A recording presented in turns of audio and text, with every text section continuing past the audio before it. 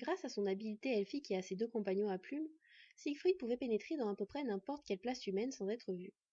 Les corbeaux s'occupaient d'attirer l'attention des quelques gardes ailleurs lorsque l'un d'entre eux menaçait de regarder dans la direction de l'elfe.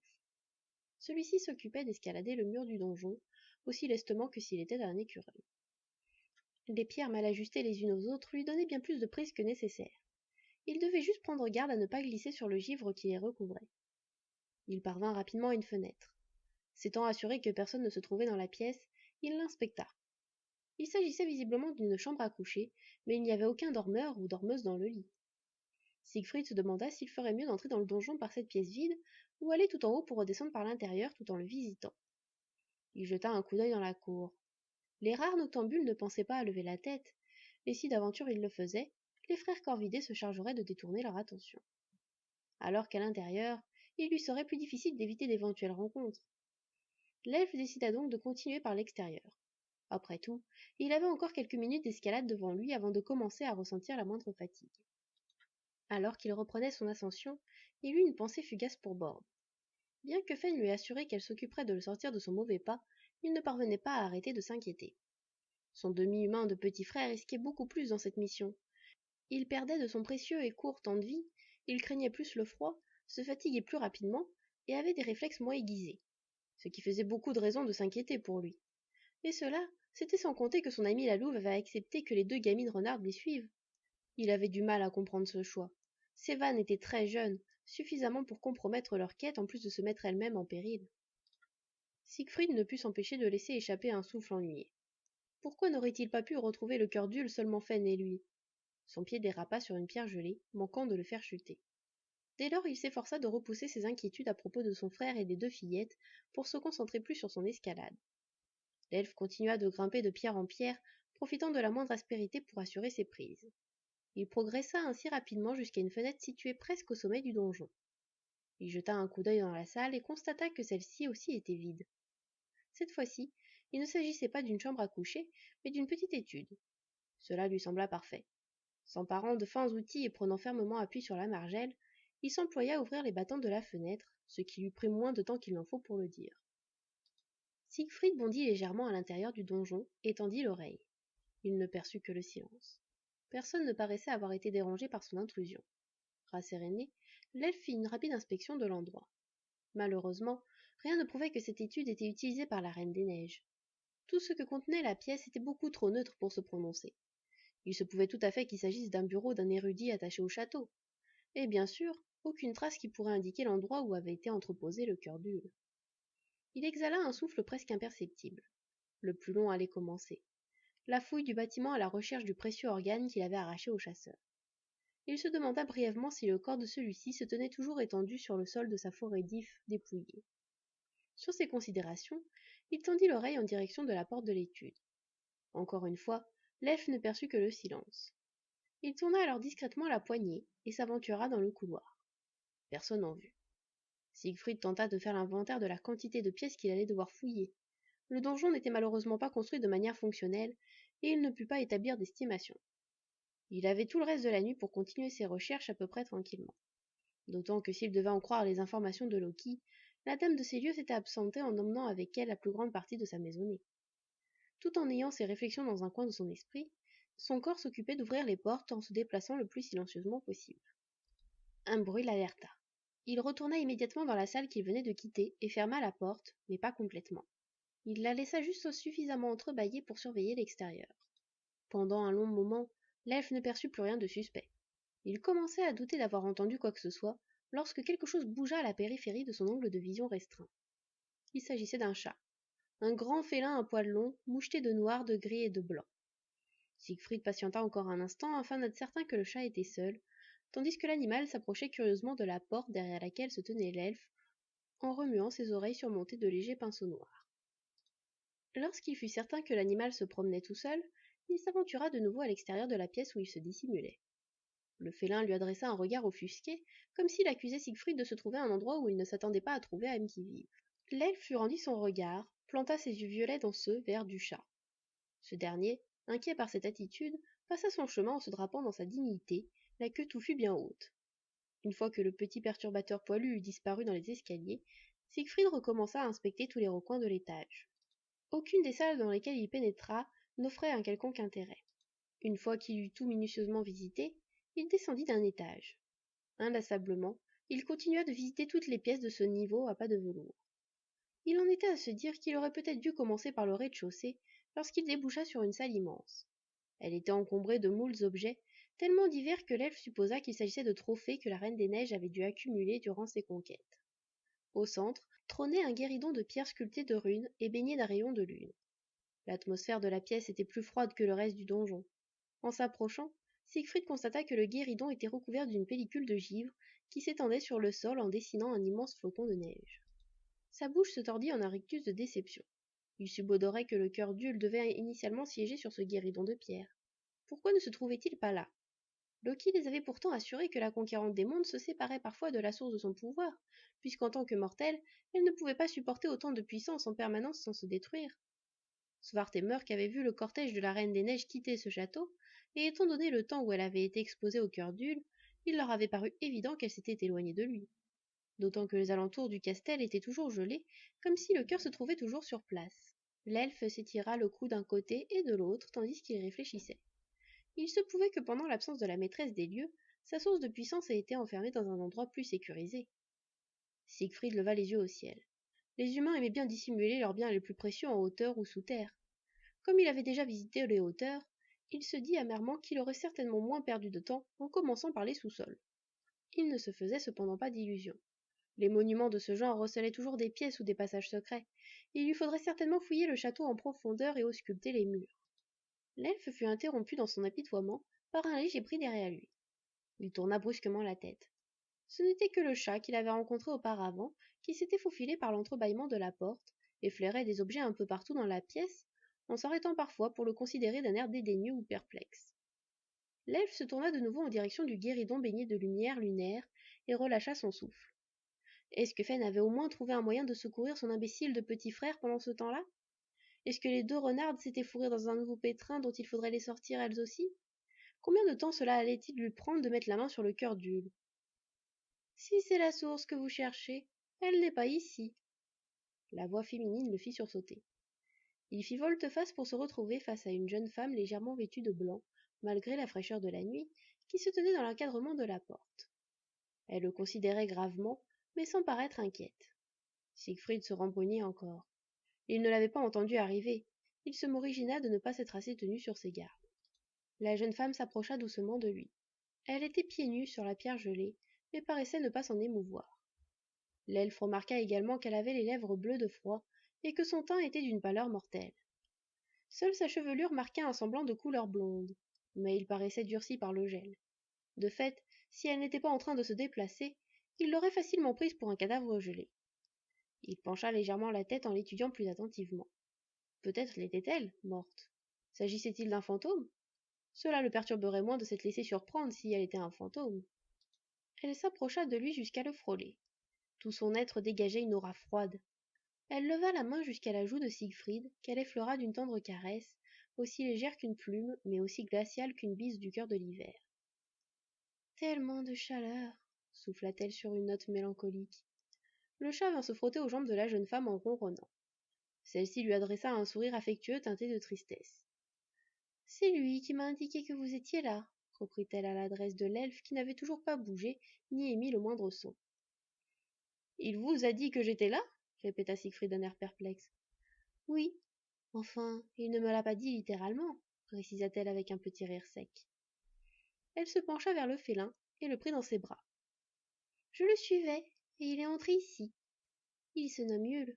C'est le seul véritable ami qu'il me reste. Elle poussa un profond soupir, tandis que l'elfe se demandait comment lui fausser compagnie sans qu'elle alerte tout le château. D'autres questions se bousculaient dans son esprit. Qu'elle ait réussi à lui effleurer la joue ne réfutait pas la théorie du fantôme, mais le fait qu'elle ait réussi à s'emparer du chat, si. Et si elle n'était pas un esprit, qui était-elle? Une sourde intuition lui noua les tripes. Il se rendit compte qu'elle le fixait. Il plongea ses yeux violets dans ceux, bleu délavé, de la jeune femme. Il s'éclaircit la gorge. « Je suis certain que cet animal ne peut pas être votre seul ami, lui dit-il un peu maladroitement. J'aurais bien aimé vous avoir comme ami, répondit-elle à côté. Vous êtes vraiment très beau et très triste. Comme je suis triste aussi, nous aurions bien pu nous entendre. Mais vous n'êtes qu'un moins que rien assoiffé de pouvoir comme tous les autres. Tous les autres sauf Yule. Pourquoi dites-vous cela? S'étonna Siegfried, surpris de voir la situation lui échapper aussi rapidement et sans aucun signe avant-coureur. Parce que vous cherchez la source, c'est évident, lui expliqua patiemment la femme pâle et glacée. Alors que c'est ma source, et tous ceux qui cherchent la source la cherchent pour s'en emparer pour eux-mêmes. Sauf que ce qu'ils ne savent pas, c'est que la source est tout autant une malédiction qu'une bénédiction. Des larmes ruisselèrent sur ses joues, mais avec difficulté, comme si elles étaient à moitié gelées. L'elfe réfléchit à toute allure. La situation était aussi mauvaise qu'elle en avait l'air. Il se retrouvait face à la Reine des Neiges elle-même, et les informations de Loki n'avaient pas mentionné qu'elle était folle alliée. Siegfried ne savait pas si elle était naturellement dérangée, ou si le cœur d'Ule avait gelé les parties de son cerveau, et dans le cas présent peu lui importait. Il voulait seulement trouver un moyen de la calmer à son égard. Il craignait qu'elle ne se mette en colère d'un instant à l'autre. Je ne voulais pas voler la source, lui assura-t-il de la manière la plus convaincante qu'il lui était possible d'adopter. Vraiment? Renifla la Reine des Neiges. Que vouliez-vous donc en faire? Je voulais juste voir de mes propres yeux l'origine de la puissance de la conquérante des mondes, se justifia l'elfe avec autant d'emphase que celle qu'il utilisait lorsqu'il parlait à ses respectables précepteurs pour les convaincre étant jeunes. En guettant la réaction de la jeune femme, il constata qu'elle ne semblait pas vraiment le croire, mais qu'elle en mourait d'envie. Pris par une intuition subite, il s'empara des mains glacées de la dame du gel, faisant choir le chat qui miaula sa désapprobation, avant de leur tourner dédaigneusement le dos dans un frottement de queue touffue. Madame, déclara alors Siegfried alors qu'elle écarquillait ses yeux délavés de surprise, soyez assurée que je ne vous veux aucun mal, ni n'ai la moindre intention de vous dérober quoi que ce soit. Je vous crois, décida-t-elle au bout de longues secondes, tandis que même l'elfe commençait à sentir ses doigts s'engourdir au contact de ceux de la jeune femme. Il lâcha doucement les mains glacées et s'efforça de lui sourire gentiment. Elle le lui rendit. Son sourire à elle était froid et ouvrit quelques crevasses sur ses lèvres gercées, mais il était sincère et rempli de reconnaissance. À présent que nous sommes amis, reprit Siegfried, me laisseriez-vous voir la source de mes propres yeux? Nous ne sommes pas encore vraiment amis, rétorqua froidement la Reine des Neiges. Je ne connais même pas votre nom, ni vous le mien. C'est vrai, acquiesça-t-il en se morigénant d'avoir voulu aller trop vite en besogne. Pardonnez mon impolitesse, mon ami. Je me nomme Siegfried. À quel nom répondez-vous? Je me nomme Alfild. C'est un joli prénom, lui assura l'elfe en espérant que son compliment ne paraîtrait pas trop creux. Une légère pointe de rose colora brièvement le teint mortellement pâle de la Reine des Neiges, calmant ses craintes. Cette pauvre créature paraissait souffrir d'un terrible manque d'attention, alors même que les regards de plusieurs mondes étaient tournés dans sa direction. Mais ce n'était pas le genre d'attention qu'elle recherchait, devina Siegfried. Cette femme paraissait désespérément seule, et elle en souffrait visiblement. Son cœur ne devait pas être encore complètement gelé. Me montrerez-vous la source? S'enquit l'elfe d'une voix qu'il espérait être chaleureuse. Je ne le peux pas, répondit la jeune femme en se détournant. Elle me faisait beaucoup trop souffrir. Je l'ai envoyée au loin avec mon cortège. La nouvelle résonna comme un soufflet pour Siegfried. Si le cœur d'Ule ne se trouvait pas ici, il ne devait pas perdre plus de temps. Les pensées se bousculèrent de nouveau dans sa tête. Comment allait-il pouvoir fausser compagnie à la Reine des Neiges sans éveiller de soupçons? Devait-il essayer de tirer parti de la situation actuelle pour se rapprocher de la jeune femme et obtenir d'elle tout ce dont il avait besoin pour s'emparer du cœur d'Ule? Devait-il tout simplement essayer de la tuer, bien que Loki leur ait dit que le cœur d'Ule lui conférait une résistance hors du commun? En considérant la créature glacée devant lui, il se dit que s'il plantait sa dague dans ce corps froid, son sang devait être suffisamment gelé pour ne pas s'écouler de manière mortelle. Il secoua la tête, s'enjoignant à arrêter de réfléchir. Fen lui disait sans arrêt qu'il pensait trop. Ne craignez-vous pas que quelqu'un s'empare de la source? S'étonna-t-il. Oh non, lui assura la jeune femme. Je l'ai enfermé dans un coffre que moi seule peux ouvrir. Il n'y a aucun risque. Tant pis. J'aurai l'occasion de voir la source une autre fois, j'imagine. Une autre fois, répéta-t-elle en un écho glacial. Il se fait tard. Ne devriez-vous pas aller vous reposer? Suggéra l'elfe. Me reposer? S'étonna la Reine des Neiges en prononçant ce mot comme s'il était nouveau pour elle. Le froid ne dort pas. Je ne sais plus dormir. Parce que je crains que si je ferme les yeux, je ne puisse plus jamais les ouvrir et me figerai en statue de glace à jamais. Je ne veux pas mourir. Son ton était encore douloureux. Siegfried repoussa une vague de compassion qui menaçait de le submerger. Cette créature avait voulu dompter une puissance qu'elle ne pouvait pas maîtriser. Sans savoir ce qu'elle faisait et esclave de ce trop-plein de pouvoir, elle avait asservi des mondes entiers et nombre de personnes en étaient mortes. Ce n'était pas le moment de philosopher. Peu importait que la jeune femme pâle soit responsable ou non de ce qu'elle avait perpétré. Seul comptait le fait de retrouver le cœur d'Ul. Cet organe, pourtant séparé de son propriétaire, semait beaucoup trop la zizanie.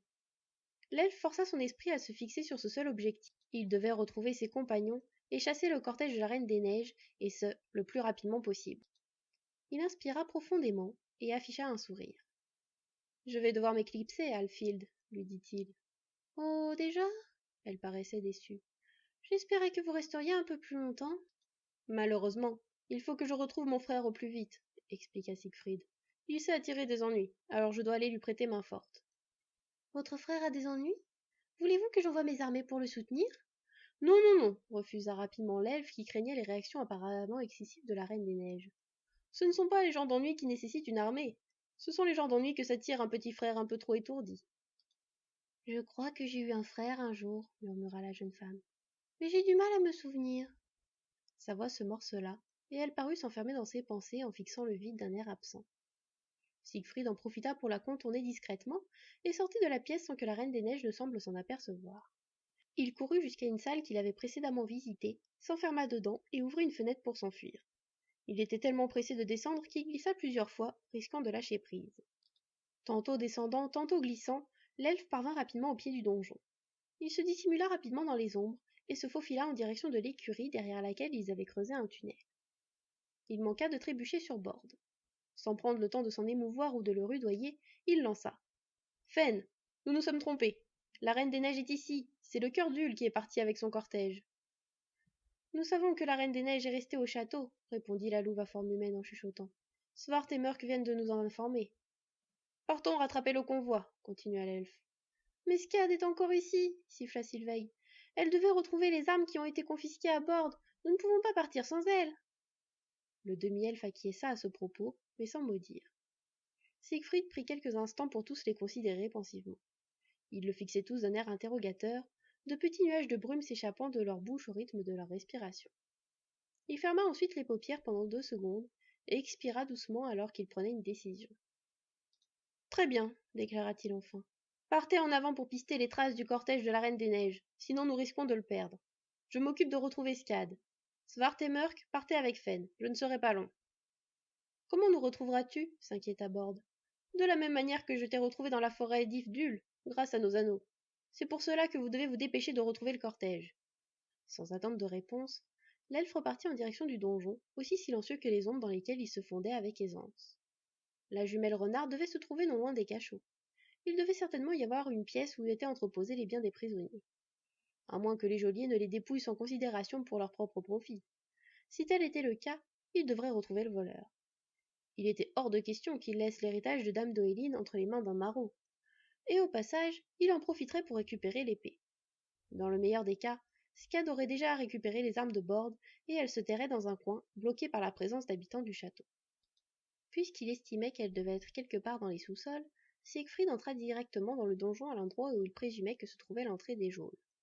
Il tomba sur un garde qui ronflait avec béatitude. Sûrement un tour de l'une des jumelles. Il savait que les Van Renard étaient des spécialistes des tours et de l'illusion. Alors qu'il allait s'aventurer plus avant dans la prison, des voix se firent entendre sur le côté, provenant de derrière une porte que l'elfe n'avait pas vue. Il s'approcha furtivement des voix pour tenter d'entendre ce qu'elles disaient. « T'as eu tort de venir te réfugier ici, » se gossait l'une des voix. « Y a pas d'autre sortie que celle qui est derrière nous. » Le ton était triomphant. « Sois une gentille fille et pose cette épée. » Siegfried grimaça. Le fait que les hommes dans la pièce se soient enfermés avec celle qu'ils qualifiaient de gentille fille sans avoir alerté qui que ce soit montrait bien ce qu'ils avaient l'intention de faire avec elle. Il n'avait pas le temps de vérifier si la personne en détresse était bien Skad. Il ouvrit brutalement la porte, heurtant un malabar qui se tenait juste derrière.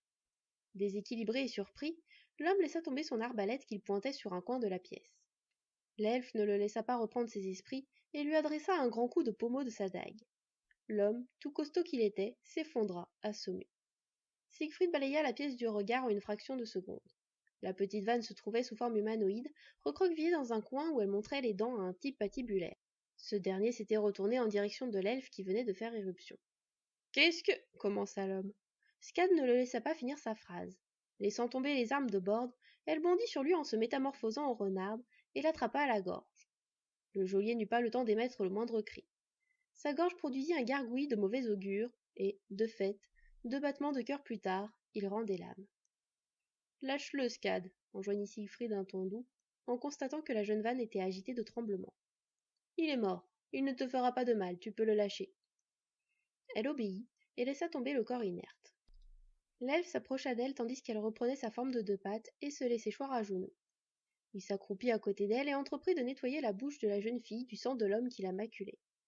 Sa gentillesse était un peu maladroite, mais Scad n'en eut cure. Elle se jeta brusquement au cou de Siegfried en pleurant. Le frère de Bord resta un instant interdit, puis finit par rendre son étreinte à la jeune fille. Il ne savait pas si elle pleurait de soulagement qu'il soit arrivé à point nommé, ou si c'était d'horreur d'avoir tué quelqu'un.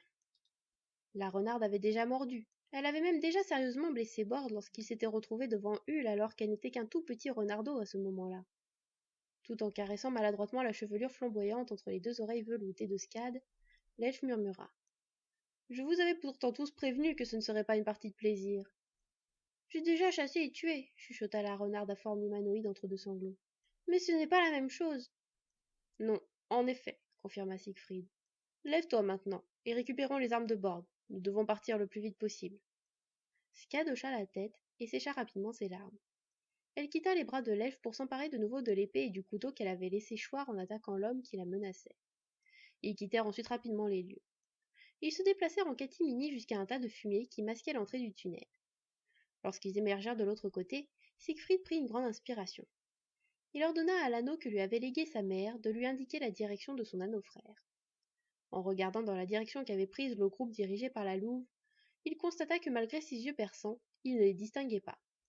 Pourtant, il n'avait pas mis longtemps à retrouver la jeune renarde. Fen avait dû leur imposer un train d'enfer. Il se tourna vers Scad. « Je suppose que tu n'es pas encore assez grande pour me servir de monture, estima-t-il. Alors que la jeune fille le lui confirmait d'un hochement de tête, il reprit. « Ce n'est pas grave, nous mettrons juste un peu plus de temps.